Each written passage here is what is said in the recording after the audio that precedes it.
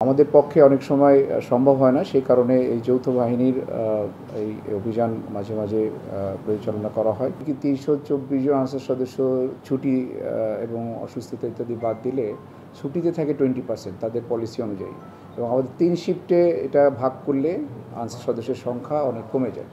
এমন আমার যে হাসপাতালের যে পরিধি এরিয়া, সেই হিসেবে সংখ্যা যথেষ্ট না। এবং আমরা আনসারদেরকে নিয়োগ করি, আমাদের ডাক্তার, নার্স, কর্মচারী সবাই চেষ্টা করে। তারপরেও কিছু মানুষ আছে তারা ডেসপারেট। ডেইলি বেসিস কর্মচারী আছে এবং দু একজন পার্মানেন্ট কর্মচারীও আছে। ডেইলি বেসিস কর্মচারী যারা আপনারা জানেন যে আমাদের এখানে পরিচ্ছন্নতা কর্মী হিসেবে আমরা মূলত নিয়োগ দিয়ে থাকি, তাদের আইডি কার্ডও আমরা দিয়ে থাকি।